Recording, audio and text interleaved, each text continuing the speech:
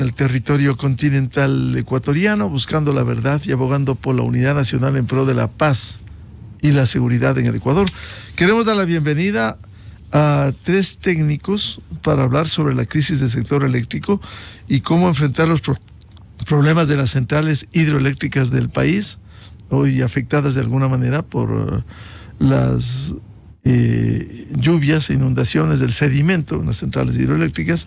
Quiero dar la bienvenida a la ingeniera Isabel Bernal, experta en temas eléctricos, el ingeniero Marco Acuña, presidente del Colegio de Ingenieros Eléctricos de Pichincha, y el ingeniero Hugo Arcos, jefe del Departamento de Energía Eléctrica de la Escuela Politécnica Nacional. Bienvenida, bienvenidos. ¿Cómo enfrentar este tema? Partamos de la crisis eléctrica que vive el país y luego hablaremos de la situación de las centrales hidroeléctricas. Ingeniera Isabel Bernal, muy buen día. Buenos días con todos, buenos días a mis contertulios, a la amplia audiencia que nos escucha. Muchas gracias por esta entrevista. Pues bien, yo soy doctora en hidrosedimentología y geomorfología, es decir, mi especialidad son los ríos.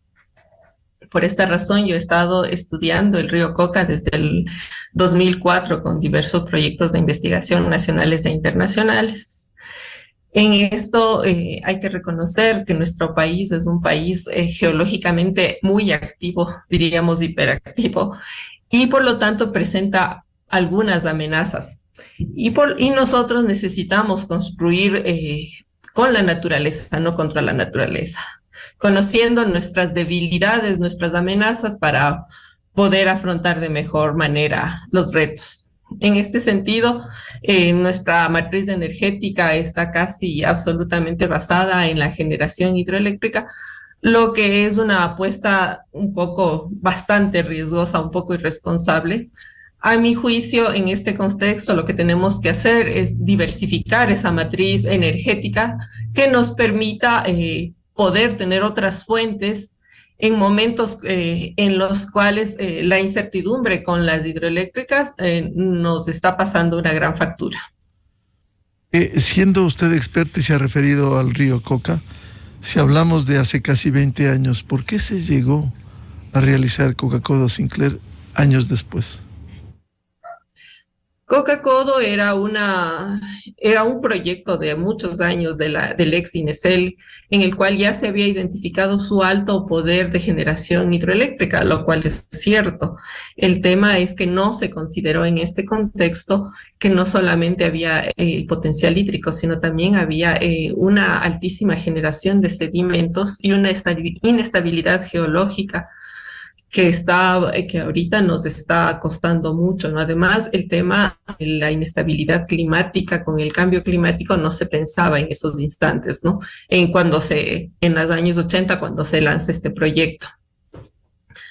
Posteriormente, en la época de la Revolución Ciudadana, tenemos que ya se construye esto, se construye con todas las ganas de sacar energía para el país, pero no se consideran los cambios, se actualizan los estudios, no los precios, los estudios que den cuenta de lo que ya se estaba en el mundo, se estaba hablando de este tema de los sedimentos, que era tan riesgoso para las hidroeléctricas y de la necesidad de un mantenimiento constante para poder alargar el tiempo de vida útil. Bienvenido al ingeniero Marco Acuña, presidente del Colegio de Ingenieros Eléctricos de Pichincha. Partamos de la crisis eléctrica que estamos viviendo. ¿Cómo afrontar un tema tan complejo y difícil? Buen día. Por favor, el audio, Marco. Bueno, un gusto, un saludo a los panelistas, a la audiencia.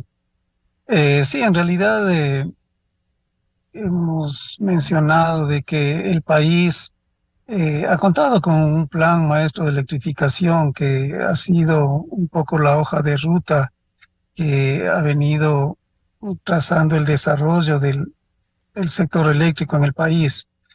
Y este debe ser ajustado conforme van avanzando el desarrollo y de cada uno de los proyectos que contiene este plan, y a su vez debe ser ajustado conforme las circunstancias van exigiendo y el desarrollo tecnológico inclusive va teniendo a nivel mundial para que sea incorporado en el país. Eh, si bien dependiendo de los gobiernos hubo en momentos un mayor o menor ejecución, una menor o mayor ejecución de este plan, esto ha producido que sucesivamente desemboquemos en ciertas crisis sobre todo en lo referente a generación de energía, ¿no?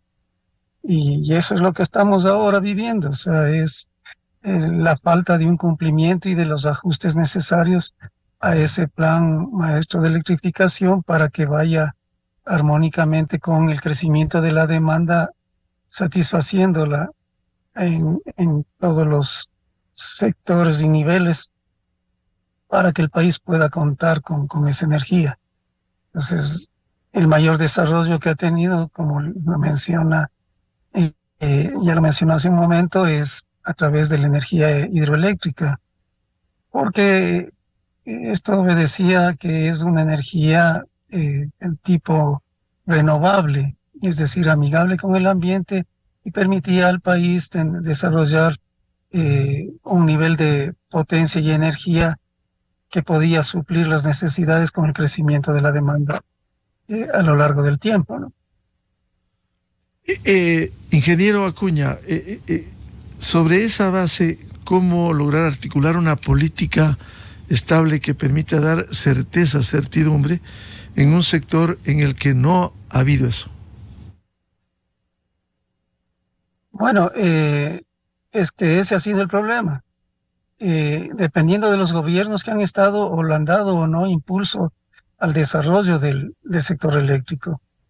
Tenemos, mira que no debemos mencionar del 2008 al 2018 el desarrollo de prácticamente duplicar la capacidad de generación de energía y complementariamente lo que significó redes de transmisión y distribución. Y en los últimos 7 años, en cambio, este plan prácticamente se le abandonó, se trató de direccionar de otra manera, de tal manera de dar cabida a las alianzas público-privadas, a los proyectos públicos de selección, y de los cuales apenas en todo este tiempo se ha logrado incorporar menos de 100 megavatios de potencia, ¿no? Y hay poco de concesiones que están en el limbo y que no han producido la energía necesaria que el país necesita. Entonces, mucho depende del direccionamiento político que ha tenido el país y el sector para que pueda irse desarrollando este sector, ¿no? Bienvenido al ingeniero Hugo Arcos, jefe del Departamento de Energía Eléctrica de la Escuela Politécnica Nacional. ¿Cómo ve esta problemática en el sector eléctrico? Hemos hablado en ocasiones anteriores sobre el tema, pero quizás con nuevos elementos como ha sucedido en los últimos días. Buen día. Muy buenos días, un saludo cordial a los colegas panelistas, a la colega doctora Bernal y al ingeniero Marco Acuña. Muy buenos días a ustedes y pues a la amable audiencia también, un cordial saludo. Realmente la situación, diría yo que se agudiza un poco más, no se produce sino más bien nuevos fenómenos climáticos. Ya había mencionado la doctora Bernal acerca de lo que significa el cambio climático y lo que está produciendo, los efectos que está trayendo en este caso al sector eléctrico, al sector de lo que son transportación, inclusive hemos tenido desastres de este último fin de semana que han causado lamentablemente la pérdida de vidas humanas. Reflejo de lo que serían estas secuelas del cambio climático, ¿no? Entonces, estamos inmersos en esa situación, lastimosamente así se está produciendo. Tuvimos una época seca hace pocos meses, semanas, en el mes de abril, que provocó la necesidad de nuevamente cortes, y ahora, en cambio, tenemos una situación que, si bien puede catalogarse como extraordinaria, ha producido también la para de al menos 2.000 megavatios en centrales hidroeléctricas debido a los altos caudales extraordinarios así mismo que se han producido, y que no nos dejan sino la idea de que nuestro sistema es débil, nuestro sistema tiene esas falencias y por supuesto podríamos calificar de que si bien esto es extraordinario, debería solventarse en el muy corto plazo, pero nos deja la experiencia o nos deja la idea de que los fenómenos climáticos, nuestro sistema es vulnerable ante estos fenómenos climáticos, ¿no? Entonces, pensar en una planificación de largo plazo en este instante, incorporando nuevos elementos de generación renovable, no es el momento. La verdad que no se podría pensar en una planificación de corto plazo estando en situación de crisis y lamentablemente no se elimina la situación de crisis. Necesariamente la alternativa es incorporar generación térmica, eso ya se lo ha mencionado.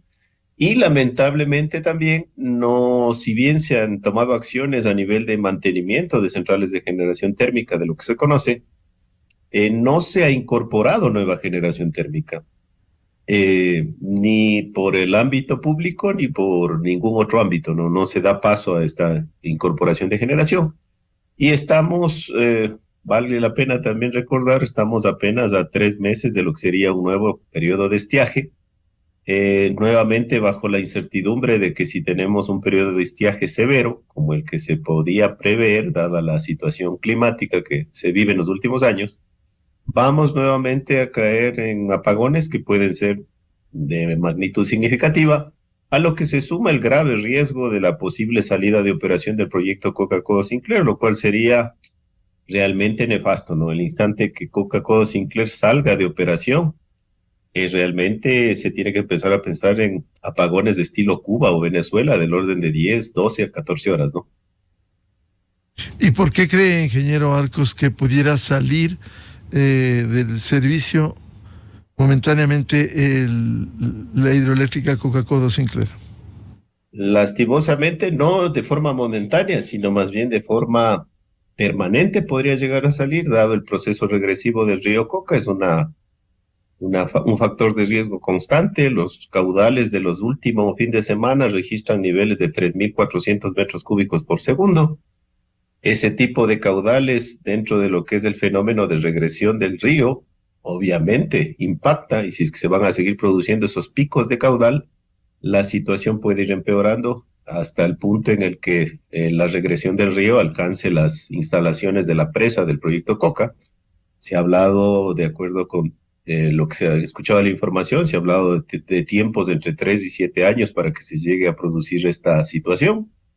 Y eso dejaría definitivamente fuera de operación a la central, y lo cual significaría una situación energética nunca antes vista, ¿no? Ahí sí se podría decir nunca antes vista y de niveles o magnitudes parecidas a las crisis que, por ejemplo, vive países como Cuba o Venezuela, en el cual la falta de energía es casi que total, ¿no? Vuelvo con la doctora Isabel Bernal, como experta en el tema de ríos. ¿Por qué llegamos a esta situación con el río Coca a propósito del funcionamiento y los problemas que tiene la central hidroeléctrica Coca-Cola Sinclair? Muchas gracias. Primero que nada, decir que la amenaza no solamente es por la erosión regresiva, la amenaza también la constituyen la alta cantidad de sedimentos que se están acumulando aguas arriba. Entonces, aguas arriba, usted tiene sedimentación, aguas abajo tiene erosión regresiva. Son dos factores que están amenazando directamente a la captación. ¿Por qué se llegó a la pregunta? Se llegó porque construimos contra la naturaleza y no con la naturaleza. Si hubiéramos construido conociendo, siendo conscientes de las amenazas que teníamos ahí, hubiéramos pensado en liberar estos sedimentos que ahora se nos están acumulando y que están amenazando a la misma captación y a la generación de energía. Hubiéramos dejado que pasen esos sedimentos, hubiera sido una medida sabia que nos hubiera ahorrado estos sustos y este panorama tan desalentador de que salga Coca-Cola de funcionamiento. Pasa porque los políticos no escuchan a los técnicos cuando decimos no se puede, tiene que ser más pequeña. Es una hidroeléctrica muy útil para la población, para todo el país, pero tiene que ser más pequeña, tiene que cuidar a los sedimentos para que eso no se le vuelva. Ese es lo que yo he visto después de tantos años de haber estado siguiendo este caso. Incluso por lo que usted señala, doctora Bernal, incluso se llegó con gran pompa a anunciar que Coca-Cola Sinclair podía generar 1.500 megavatios. ¿Cuándo se ha llegado? ¿Cuándo se llegaría a eso? ¿Qué fue la promesa cuando se inauguró? Esos momentos, hay que tomar en cuenta que eso se podía llegar únicamente en cuando se tenía altos caudales, que son pocos, 3 meses o 2 meses al año, y no se puede llegar más porque los caudales no lo permiten.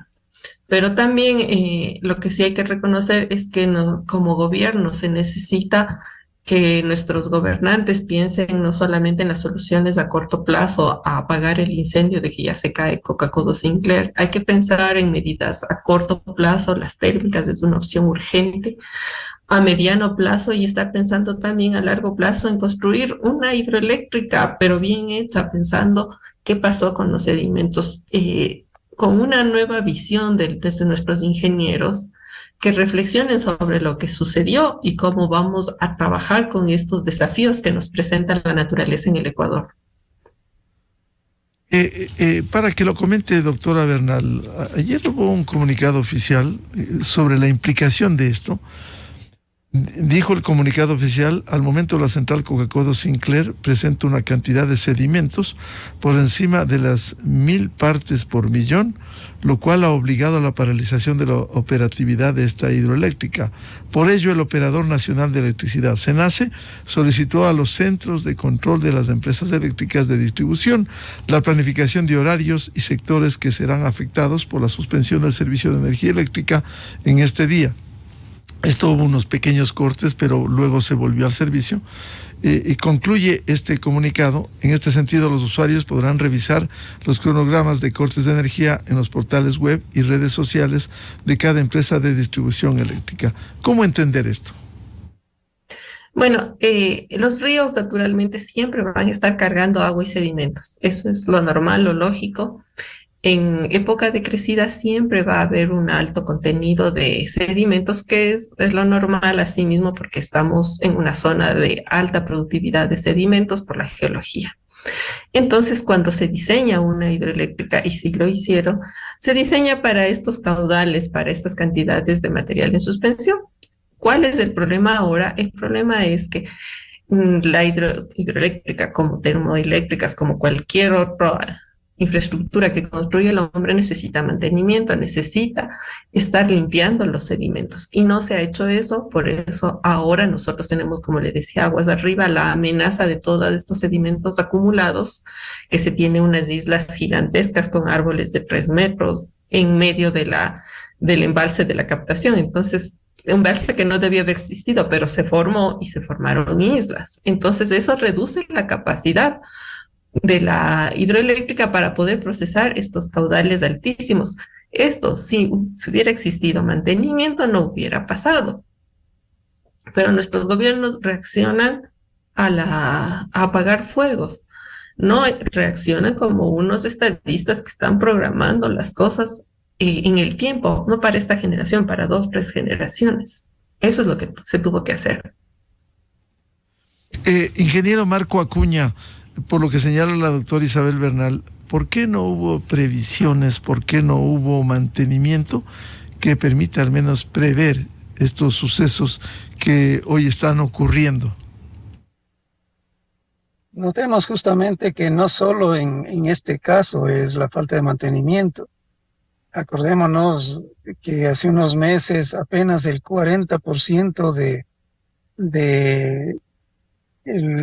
el potencial energético térmico estaba disponible, justamente por falta de mantenimiento de todas las centrales térmicas que el país tiene instalados, y sin embargo el rato que necesitamos no estaban disponibles porque no se habían hecho los mantenimientos adecuados. Entonces, justamente lo que hemos mencionado, el direccionamiento político desde los entes gubernamentales, de que no hacen lo que se debe hacer, o sea, técnicamente, y es una de las cosas que nosotros reclamamos permanentemente, o sea, la profesionalización de todos los sectores estratégicos, de tal manera de que quienes dirijan los sectores estratégicos sean los profesionales que conocen precisamente todo lo que concierne al manejo de electricidad, de telecomunicaciones, de petróleos, de minas, porque solo de esa manera se puede desarrollar de manera apropiada cada uno de los sectores. Ahí tenemos lo que inclusive el ministro mismo fue, inspeccionó y denunció, y todavía no vemos las acciones que realmente se estén desarrollando con la Termogas Machal, el ciclo combinado. Ahí está una central que podría estar ayudando mucho en estas circunstancias. Sin embargo, ni siquiera se le da el combustible necesario para que pueda funcionar. Entonces, justamente los direccionamientos que se dan desde las entidades gubernamentales. Tenemos ahí concesiones que igualmente se nos han vendido con bombos y platillos, el Aromo, Villonaco, el sistema Conolupus en Galápagos, y que a la final ya van pasando algunos años y ni siquiera se inicia realmente a que se conduzca hacia ahí, prontamente tener algo de producción por esos lados. Hay las concesiones que se hicieron con el paquete de 500 megavatios en el último día del anterior gobierno, y no sabemos realmente, no hay claridad en qué condiciones se hizo y en qué condiciones está, para que realmente, inclusive adoptando ese modelo de negocio, o sea, el país pueda contar con esa energía. Entonces, son todas estas circunstancias que llevan al país a una crisis y a una falta de desarrollo energético y eléctrico en el país, ¿no? Y eso es lo que debemos reclamar, en que se retome nuevamente una real política energética que supere los gobiernos y que sea una política nacional, de que se respete estos planes nacionales para que realmente se conserve toda esta infraestructura, estas inversiones que el país las ha realizado y que ha costado mucho, y que hay que preservarlas y hay que manejarlas adecuadamente en el tiempo. Entonces, eso es otro de los aspectos que hemos venido reclamando de los gobiernos de turno, ¿no? Pero poco caso se hace a ello. Usted comparte la afirmación que bien decía la doctora Isabel Bernal, de que los políticos no escuchan a los técnicos, y parte de lo que sucede en el país precisamente por tratar de imponer visiones políticas sin base técnica, ingeniero Acuña. Así es, acordémonos desde el mismo cuando se hizo la primera etapa de Paute, cómo se dejó de hacer Masar, que era importantísimo ese proyecto justamente para controlar sedimentos, para controlar la reserva de agua y poder tener un mejor manejo para la etapa principal del Paute. Y se demoraron como 15 años en comenzar a construir esa presa Masar, justamente porque se intentó privatizar en ese momento todo el sector eléctrico. Luego igualmente, o sea, se han producido estos retrasos en que la parte política no mira a la parte técnica y no tiene oídos para los criterios técnicos que son los que deberían dar los lineamientos precisos para desarrollar los sectores estratégicos en general. No solo hablamos del sector eléctrico, que ahora es lo que vemos claramente cómo ha afectado esta falta de decisión. También ha afectado el hecho de que ha estado atravesado por la corrupción precisamente. Acordémonos del gran padrino en todo el sector eléctrico, que eso desnaturaliza. Ahora mismo hemos tenido acá en la empresa eléctrica Quito 5 gerentes en 6 meses. ¿De qué manera se puede dar estabilidad a los planes y al desarrollo de lo que debe hacerse a nivel de las empresas eléctricas en general, de todo el sector eléctrico? Entonces son todas estas cosas que que llevan a la final a una crisis, y todo eso debe corregirse por el bien del país, ¿no? Ingeniero Hugo Arcos, ¿cómo enfrentar este momento con los problemas que hay en Coca-Cola Sinclair, casi sin generación eléctrica, a sabiendas del aporte que da Coca-Cola Sinclair? ¿Qué hacer frente a este problema? Bueno, la previsión en cuanto a la necesidad de potencia nueva a ser instalada está en el orden de 1.500 megavatios, así de grande es el número. Y obviamente eso establece una tarea altamente complicada desde el punto de vista de los procesos de licitación y financiamiento para toda esa potencia que se necesita en el país. Más aún si es que los esquemas que dan liquidez a lo que sería la empresa pública, que en este caso es SELEC, no han sido todavía revisados, se siguen teniendo problemas de liquidez para la empresa pública y en tal sentido no va a ser sujeta de crédito de ninguna manera. Nuevamente tendrá que, si es que se realizan las inversiones, tendrá que ser en base de endeudamiento directo de parte del Estado, lo cual tiene una serie de complicaciones y limitaciones, y la crisis económica va en contramano de lo que sería ese posible ingreso de generación térmica nueva al sistema. No es tiempo, esto lo he repetido yo varias veces en entrevistas anteriores, no es tiempo de pensar en que la solución está en energías renovables por parte del sector privado. Eso puede hacerse paralelamente. Pero si hablamos de factores de planta, solo la generación térmica tiene factores de planta cercanos a 1. ¿Qué significa esto? Que al ser una generación gestionable, yo puedo ubicar, por ejemplo, 100 megavatios de generación térmica en un punto y operar esos 100 megavatios las 8.760 horas del año, poniéndole como caso diríamos ideal, ¿no? 8.760 horas del año multiplicado por esos 100 megavatios me va a dar la cantidad de gigawatts hora, que significaría un factor de planta 1, al ser gestionable el uso de combustibles. Pero si es que instalo esos mismos 100 megavatios de generación fotovoltaica, esos 100 megavatios de generación fotovoltaica me van a dar apenas el 23 o 24% de las 8.760 horas de producción al año, lo que significa que va a producir el 25% o 24% de energía que produce una planta de generación térmica. Entonces, si nos ponemos a pensar en que la solución en este punto es planificar en base a energías renovables, eso no nos saca del agujero en el que estamos. La introducción de energías renovables se podrían planificar en el mediano y largo plazo en función de tener cierta solvencia en el sector. Pero dada la situación en la que nos encontramos de crisis, el único camino es generación térmica. Cualquiera podrá decir que soy antiverde, pero el tema pasa por el asunto de la disponibilidad de los recursos energéticos, ¿no? La generación fotovoltaica tiene un factor de planta del 22%, la generación eólica, en el mejor de los casos, tiene un factor de planta del 35%.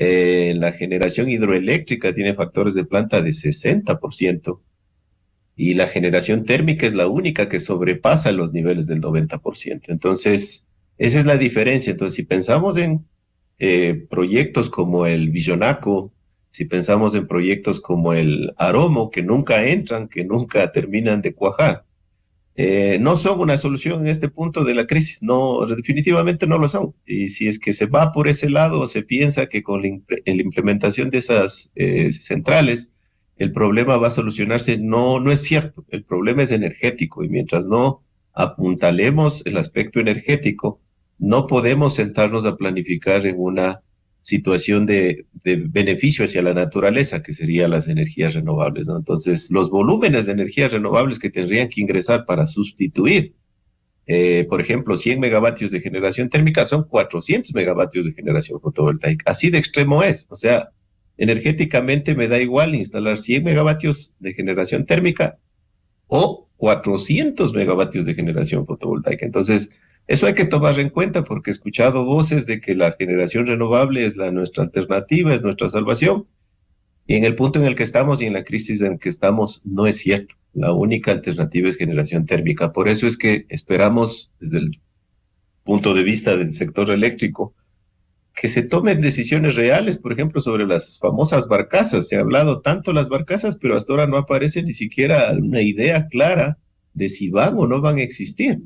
Y estamos a 3 meses del próximo estiaje. Entonces, ¿qué se puede predecir? Cortes. O sea, no se puede predecir otra cosa hacia el fin de año que cortes. Tendremos un déficit del orden de 500 a 600 megavatios en este mismo fin de año que no se van a poder cubrir de ninguna manera si es que no se incorpora generación térmica en tiempo récord. Estamos hablando de 3 meses. ¿Y qué hacer en la práctica? Usted es partidario frente a la emergencia de la generación térmica. ¿Qué hacer, por ejemplo, con Coca-Cola Sinclair, con los niveles de sedimentos que tiene, que le está impidiendo un pleno funcionamiento? Lastimosamente, las soluciones que se está planteando desde el lado de la SELEC va de la mano de hacer una presa aguas arriba. O sea, no sé, ahí como que parecería ser que los técnicos del Cuerpo de Ingenieros del Ejército Americano, no sé si es que están claros en cuál es el fenómeno, no sé si es que tienen por lo menos algún otro proyecto en el que esa solución haya dado algún plus a lo que sería la operación Coca-Cola Sinclair. Pero de lo que se conoce, yo soy ingeniero eléctrico, pero de lo que conozco del proceso erosivo que se está produciendo en el río, es precisamente por haber retenido los sedimentos en la presa. Entonces, pensar hacer una nueva presa aguas arriba significa tener la misma situación, seguir atrapando sedimentos y que se siga produciendo el lavado, podríamos decir, de lo que sería el cauce del río aguas abajo. Entonces, no sé, no se discute, no se abre a discusión este tema, no se ha planteado, no hay transparencia o por lo menos comunicación respecto de que si estas soluciones han sido puestas a prueba, no sé, un modelo, mínimamente se debería pensar en un modelo a escala que se debería de hacer para corroborar si es que estas soluciones, que inclusive ya están en un proceso de licitación, según entiendo, van a dar el resultado que se necesita. Caso contrario, se van a invertir cientos de millones de dólares en una solución que va en contramano de lo que sería la lógica. El destino no es otro el que la central Coca-Cola deje de operar. Y como ya mencionaba anteriormente, en la situación que estamos, Coca-Cola fuera de operación significarían apagones ya no de 4, ya no de 5, serían de 10 o de 12 horas, al estilo Cuba. Lo cual sería gravísimo que vivamos a esta altura con esos cortes. Doctor Isabel Bernal, ¿qué hacer de su experticia en las condiciones que está Coca-Cola Sinclair, a fin de que no lleguemos a ese drama de no producir nada, que caiga la generación hidroeléctrica y entremos en un colapso, como dice el ingeniero Hugo Arcos, simplemente con cortes, pero de 10, 12, 14 horas? Muchas gracias. Yo concuerdo con Hugo. La salida de Coca-Cola Sinclair es una realidad. Invertir más ahí con toda la cuenca hidrográfica está desestabilizada. Cualquier obra ahí es botar la plata al río nuevamente. Más bien es la hora de pensar en nuevas alternativas. Alternativas urgentes no tenemos más, como escuchándole a Hugo Arcos, que la térmica, y empezar, mientras tanto, a seguir trabajando otros planes, otros tipos de energía que nos pueda servir al país, porque la cuenca está desestabilizada, no aguanta un proyecto más. Doctora Bernal, y si no se puede hacer obras en el Coca-Cola Sinclair, ¿qué va a pasar con una inversión de alrededor de 3,000 millones de dólares? Obra emblemática que en la administración que inauguró se reivindicó. ¿Se va a perder? ¿En qué condiciones va a quedar esta enorme inversión? Pues no solamente es la inversión, es la gente que vive ahí, que está sufriendo las consecuencias. Son pueblos que están aislados, son pueblos que ya no tienen fuentes de vida. Este tema del oleoducto del OCP es consecuencia directa de este problema de la erosión regresiva. Estamos poniendo en riesgo la producción petrolera, todo el ingreso por no poder sacar el petróleo desde los campos hacia Balao. Se destruyó este valle con esta obra. Ahora, por eso es el gran aprendizaje es construyamos con la naturaleza, aprendamos de esto para saber es nuestro medio, porque nuestro medio es muy particular, le digo. Es un medio geológicamente hiperactivo y por lo tanto vamos a tener amenazas diferentes a cualquier parte del mundo. Y le cuento que yo he estado trabajando con CELEC. En un momento asesoré a la gerencia en este tema, he asesorado a los CP, he asesorado a las comunidades y por lo tanto me he reunido con gente de varias partes del mundo para discutir esta problemática. He trabajado con el cuerpo de ingenieros, con el servicio geológico, con el Buró de Reclamación, que es el que se encarga de la gestión de estos proyectos en Estados Unidos. Y ellos mismos, cuando comenzó este problema, estaban admirados porque nunca se había visto un nivel de erosión tan grande como este, ¿no? Decían 10 metros. Se han hecho obras para la erosión regresiva de 10 metros, pero pensar en 120, 150 metros, es un desafío que no había existido en otras partes del mundo. Entonces, yo por eso le digo, construyamos hidroeléctricas, sí, pero primero analicemos qué pasó para tener este fracaso tan grande. Claro, para no repetir esos mismos errores. Para no repetir. Veamos en qué nos equivocamos, cómo mejoramos los diseños, y eso es transparencia y reconocer que hubo errores. Ingeniero Marco Acuña, ¿qué hacer frente a este panorama? Si Coca-Cola Sinclair va a quedar este momento sin la generación que ha venido aportando, una situación extremadamente compleja, y cómo evitar que lleguemos a estos cortes de energía y con dimensiones peores a los que hemos tenido. Bueno, claro, la situación del Coca-Cola entendemos que es una situación crítica y mucho influenciado esta erosión única en el mundo, ¿no? Y yo creo que entiendo que deberán seguir desarrollando estudios a ver si es que hay una manera y de qué manera se puede salvar, si no total, parcialmente el proyecto.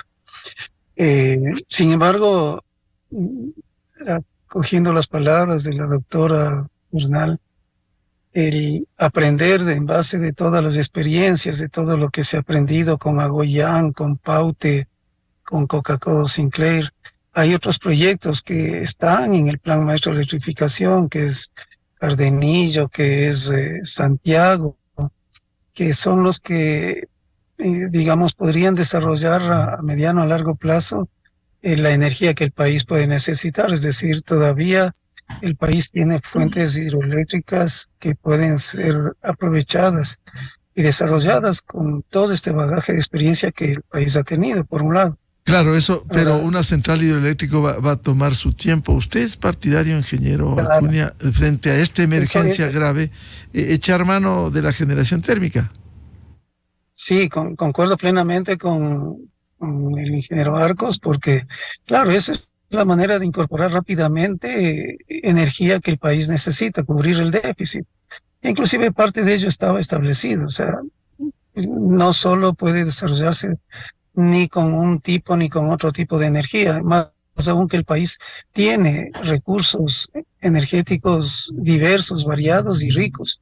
Entonces hay que desarrollarlos, pero cada uno tiene su tiempo, su potencial, y eso es lo que hay que desarrollarlo. En este momento, tal como estamos, indudablemente, es la energía térmica la que hay que incorporarla rápidamente. Más bien nos hemos estado demorando en incorporarlo porque igualmente toma su tiempo, toma su proceso hasta que esté aquí en el país, que pueda conectarse. Hay que conectarse en ciertos sitios que el sistema interconectado lo pueda aceptar, y en la parte de Quevedo y en el Guayas, donde debe conectarse. Se habla de las barcazas justamente porque en el sector de las esclusas hay un sitio en el que podría conectarse de una manera digamos, no tan demorada, para que puedan entrar a funcionar. Lo importante es que se tomen nuevamente las mejores decisiones y que se vean las mejores alternativas. Son generadores que serán de 50, de 100, 150 megavatios y que sumados vayan dando la potencia que el país necesita.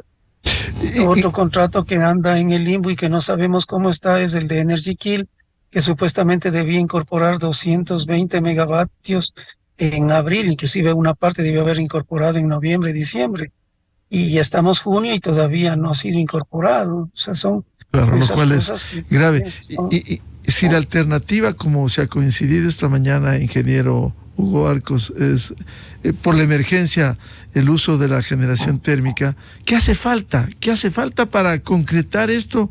Y lo que se suele decir, más caro resulta no contar con el servicio eléctrico que el costo de la generación térmica.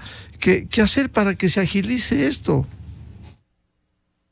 Lo que hace falta es una decisión política del más alto nivel para destrabar una serie de obstáculos que tiene la incorporación de generación térmica, vinculados con aspectos ambientales, vinculados con decisiones de la Corte Constitucional, vinculados con una serie de organismos burocráticos que traban de forma inoportuna lo que sería la incorporación de generación. Por lo tanto, se necesitan decisiones a nivel de decreto presidencial, no hay otra alternativa.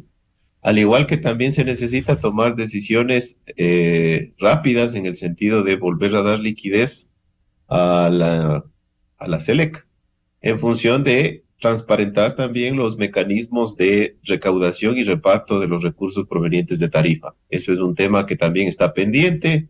Se le ha recomendado o se ha recomendado a través de la Politécnica al Ministerio que tome cartas en el asunto al respecto, que eso va a dar liquidez y que permitiría agilitar los trabajos de mantenimiento y la posibilidad de que la empresa SELEC, que debería ser una de las instituciones más fuertes del país desde el punto de vista financiero, realmente lo sea. Jamás lo ha sido y es inentendible. Siempre el proceso de incorporación de generación ha sido a través de endeudamiento directo del Estado, cuando la empresa debería ser fortalecida, debería tener el componente financiero que le permita ser sujeta de crédito ante organismos internacionales que pueden entregar créditos baratos. Pero todo ese proceso significa decisión política y lastimosamente no veo que la decisión política venga directamente desde la más alta autoridad. Claro. Mientras no suceda eso, no va a pasar nada. Lo cual es grave. La conclusión importante desde una visión de técnicos es una decisión política urgente para no entrar en nuevos cortes de energía como se proyectan. Sobre la base, insisto, del fundamento técnico como esta mañana nos han ilustrado. Muchas gracias por participar y seguiremos hablando de esto porque el problema está latente. A la doctora Isabel Bernal, al ingeniero Marco Acuña y al ingeniero Hugo Arcos. Muchas gracias por el aporte y la ilustración que nos han hecho. Buen día, gracias. Muchas gracias. Buen día. Gracias. Con esto cerramos la jornada de entrevistas y debates, la opinión diversa y libre en la revista de Opinión Democracia. Les recomendamos en Exa FM Ya Viene el Show de la Papaya. Y a los miles de seguidores de la revista de Opinión Democracia, les deseamos un feliz martes a todos. Muy buen día, felicidades. La revista de Opinión Democracia, buscando la verdad en todas partes. Inicio de espacio promocional y publicitario. Porque un día no es suficiente para celebrar